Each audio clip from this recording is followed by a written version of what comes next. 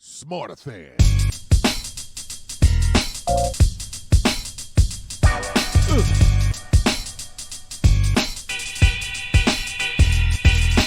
Smarterfan.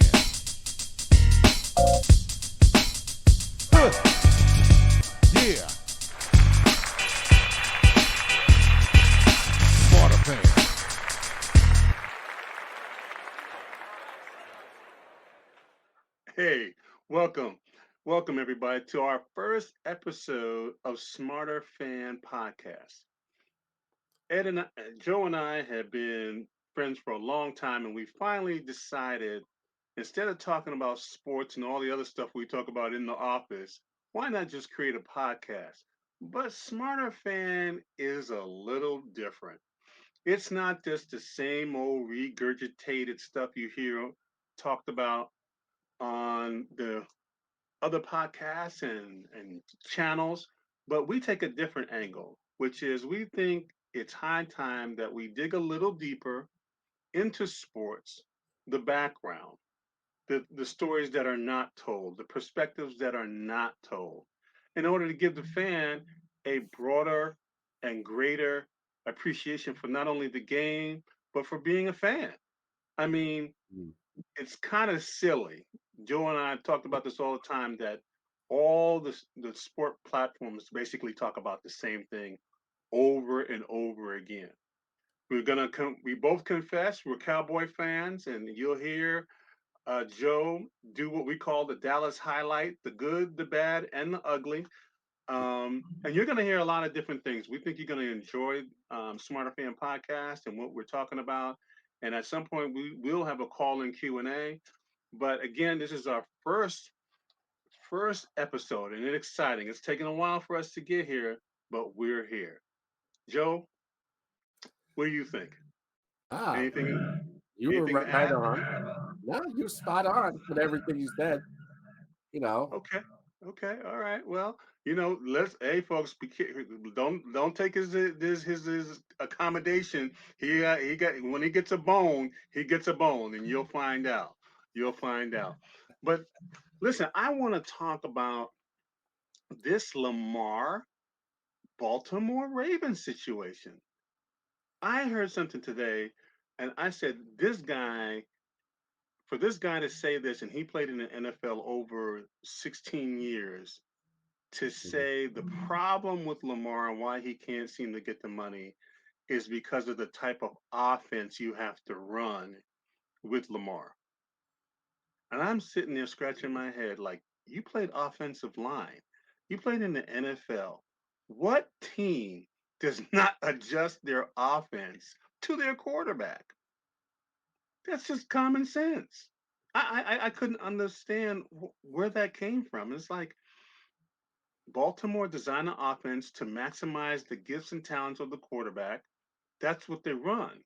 If you ask me, Joe, the problem with Baltimore is you didn't give him a big receiver or two, and you had no running game.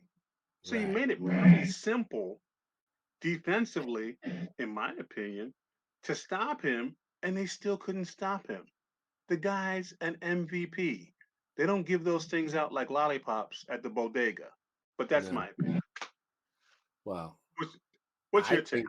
Well, I think what Baltimore's trying to do is since they didn't give him an exclusive tag, Uh huh. they're gonna sit back and see what teams approach him, and then they're gonna say, well, see, nobody wants to pay your price, so now now you have to come back to us. I think that's what they're angling at. Yeah, that's a double-edged sword. Um,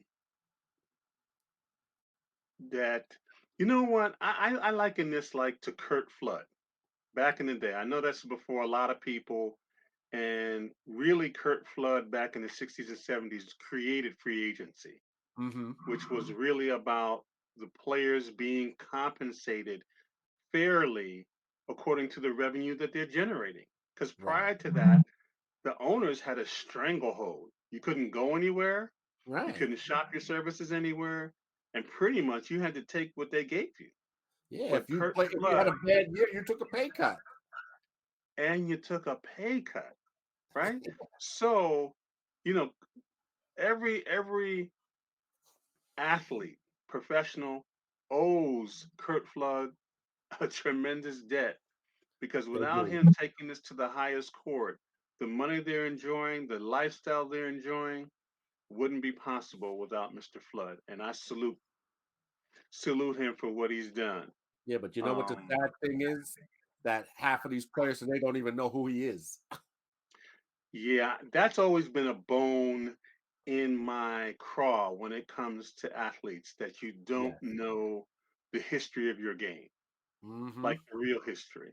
Yeah. Like you're really robbing yourself of understanding how you got here because there's a lot of guys who didn't make what you made in a signing bonus for a career. Yeah. Think about that, Yeah. right? And so it's never rubbed me the right way, when guys don't know the history of their game, how they got here, how black athletes really didn't show up in mass in the NFL until about the 60s. Mm-hmm. To about the 60s. So we haven't been in the game very long. Yeah. Yeah. We haven't Yeah. been in the game very long. I remember watching a special on Bear Bryant, right? Uh-huh. And the integration of black athletes um, into college sports. That's Yeah. also relatively new, Yes. Yes. and people just assume it's always been this way. No, it has not. No. And I've But been very fortunate, like yourself, having friends who've played in the NFL, played in the NBA, played Major League Baseball. Knowing coaches and trainers and all those kind of good people. So I'm not just talking off the top of my head.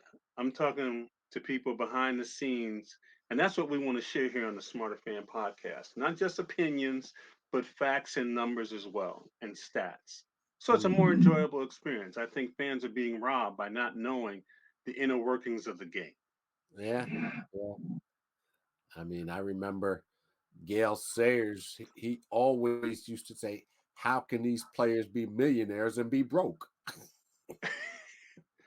You Yeah, know, I yeah. mean, you know, it just boggles the mind that these guys are making all this money, and they either have their um, entourage Mm, that they're surrounding themselves with, and just handing out money, yeah. or they just make really really idiotic investments.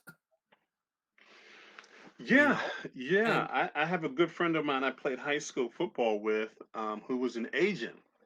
And he used to tell me some stories. Horace used to tell me some stories about the difficulty of working with many of his clients and helping them learn how to manage money yeah, and manage their career, you know.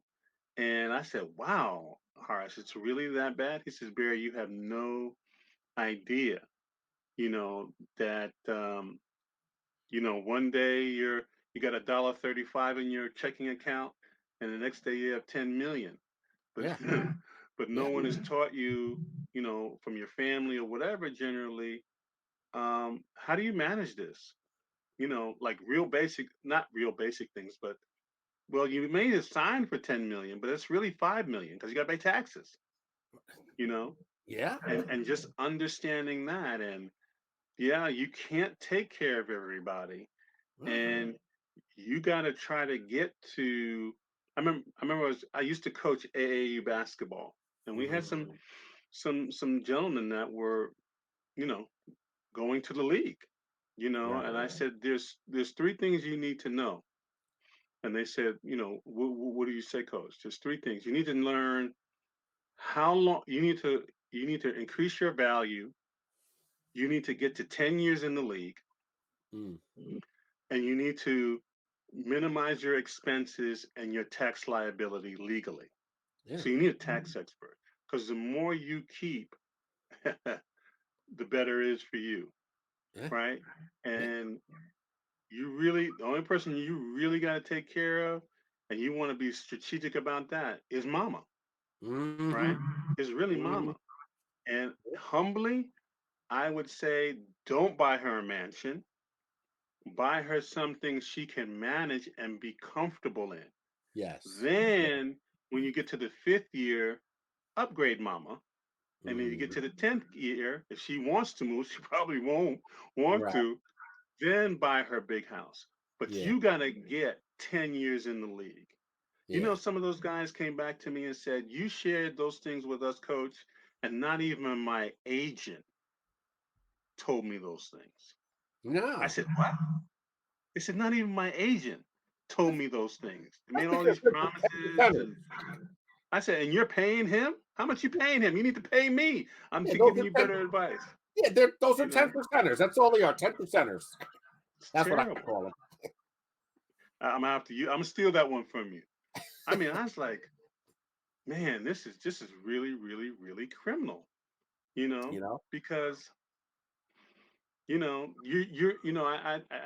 always say to these young kids, I said, you're really a startup, and you need to look at yourself as a startup.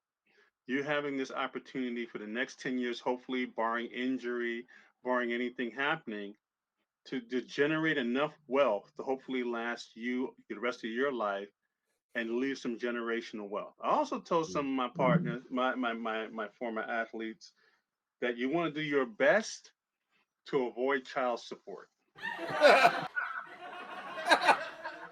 You talk about a drain on your income, that's a drain. That's a Yeah. serious drain. Yeah. Serious drain. I said, hey, I know you're young and everything that is shining and everything, but learn from others. Learn Yeah. from others. It Well, is not, it's probably the quickest way to become bankrupt.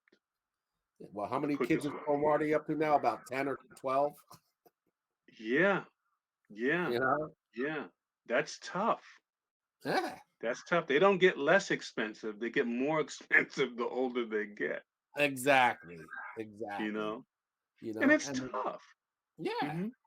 But then you got these guys who got to have 10 cars.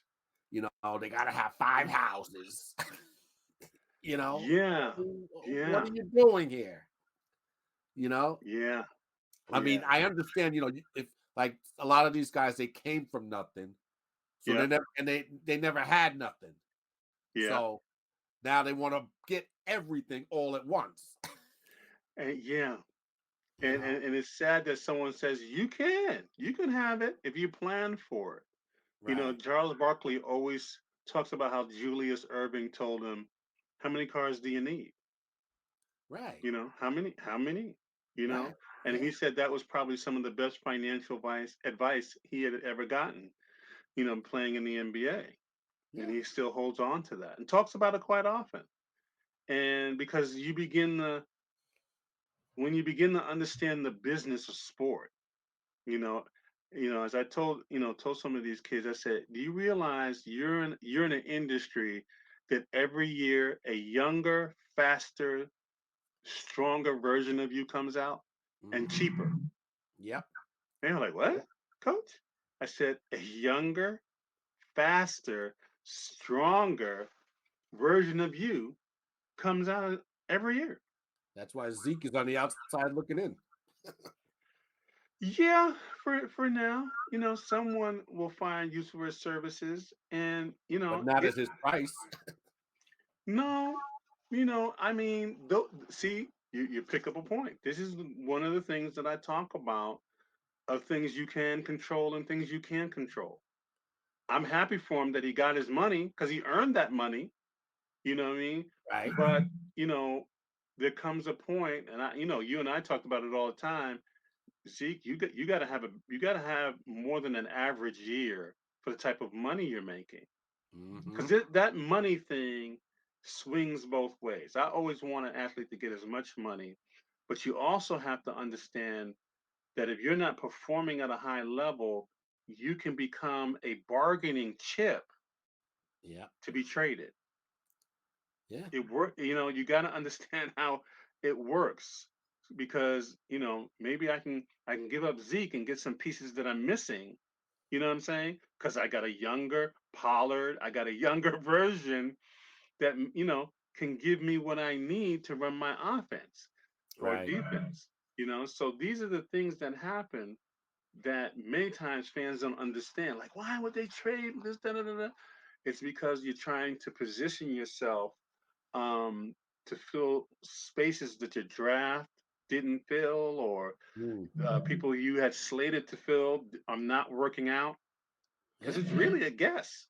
You don't know who's going to perform, who's not going to perform. You don't know if guy's going to get paid and he's going to lay down. You don't know if guys are going to get Mhm. paid and really make it happen. You Yeah. don't know. You don't Yeah. know. Well, Zeke, uh, from what I understand, there were three teams that he Uh-huh. was interested in going to: the Jets, the Eagles, or the Bengals. And they're all saying, "Oh no, we're good." So where's he going? And the only thing, I mean, Stephen Jones said, "Well, there's always that possibility that he can come back, but Yeah. on their terms." Yeah, that's how it works. That's the Hmm. business of the game, you know. And that's not a necessarily bad thing because he can come back on their terms, and if he has a lights out season, he's back in the running. Hmm. You see what I'm saying? Yeah. So things can change. Things change all the time. Yeah. So, it's all about value. Oh, I tell you, it's all about value. oh, and If by you the way, can, I met Dr. J, and the man is nothing but class. oh yeah, yeah, Mm. Dr. Yeah. J, in my opinion, and I've had different conversations about people with people about this. Dr. J is probably the only player who probably should be receiving a stipend from the NBA. Mm. Yeah. And I've had people say, "What are you talking about?" I said, "Without Dr. J, there wouldn't have been a league. He was the best player in both leagues. Both leagues were fighting for dominance." And you can listen to Rod Thorne and different people of that era. How do we save the league? You got to have. He's visibly the best player in the league, and that's why you really had the merger of the NBA and ABA Well, because. yeah, if you want to call it that, I call it more of an expansion, but you know, Ah, well, either way you want to call it, Dr. J needs to be getting a stipend because oh yeah, without him, yeah. at his time, he really took the league and made it you know, He before he Showtime, Showtime, yeah, he bridged the gap from him to Bird and Magic. who also saved the league Yes, um, and those rivalries, yes. and thus set up what you had in Jordan Mm-hmm. taking the game global, Kobe taking it global, Yeah. which created tremendous revenue. But I don't think without Kobe Dr. gets his J, props though. hmm, I don't think Kobe gets his props like he should though. no, he doesn't. He really doesn't, and he should because he really added another mix to the NBA storyline that's Yeah. quite unique, Yes. quite unique in You know. itself. I almost call him a renaissance man. I mean, Mm. plays, basketball, speaks number of languages, really Yeah. cosmopolitan, you Yes. know, Yes. grows up in Europe because his Yeah. dad is playing internationally, you know, and he storybooks of kids and playing piano. I mean, he's really a renaissance man. One I of a mean, kind. really somebody needs One to of a do a kind. documentary on him to highlight that.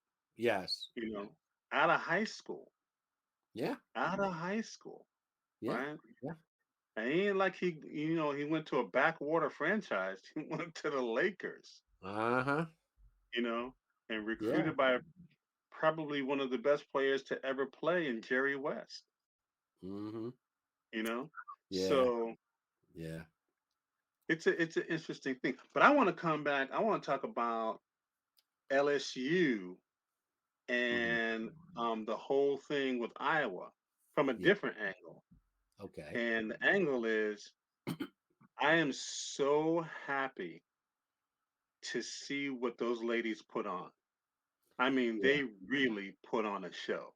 Yeah. Honestly, I didn't watch it because, like I said, I really don't follow college sports. Hmm. But it was so out there. What everybody was screaming about what she did, and Yeah. and it just it caught my attention because of the fact that some of the talk show hosts I've listened to, they were talking about how he she shouldn't have did that, and why was she doing it, and she put it plain and simple, like, hey, look, when everybody else does it, nobody says anything. Yep. you know Meaning, well, when whites do it. Hmm. Hmm. But my thing is, this country, as far as race is concerned, this country's always had a double standard. So that's nothing new. Nothing new. And I thought Caitlin answered it better than anybody. She did. She said, "I ain't got an issue with it," No, no. and and I said, "You see what I'm saying?" And I mean, this girl Caitlin was dropping buckets on people's head. You hear me? I heard. Order. Yeah, I I mean, heard. I had to go. I had to go back, Steve, because I didn't watch. I didn't catch the game initially. I had to Right. go back, watch it. I got to go back and watch what happened with South Carolina, because I always root for South Carolina because I'm a big Dawn Staley fan from back in the Mm. day. And I said, this girl is putting in work. So when Was she she was doing what she was doing, I said, she's right? just competing. She's just like, I'm gonna give it to you, because any athlete will tell you, I want to go against the best to see if who's the best. And Yes. so I was laughing a lot of these people making it a racial thing and blaming Angel and whatever.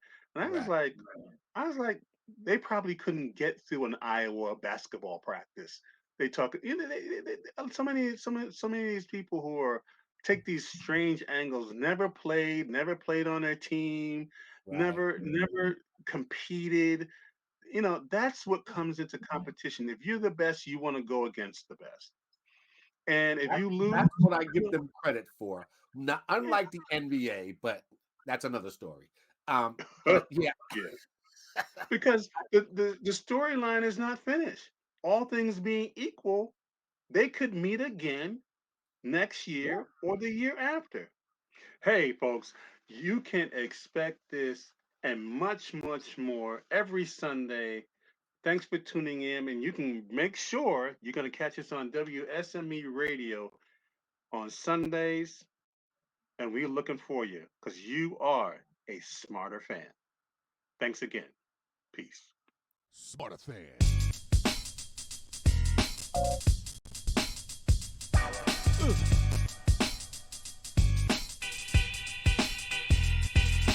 Smarterfan.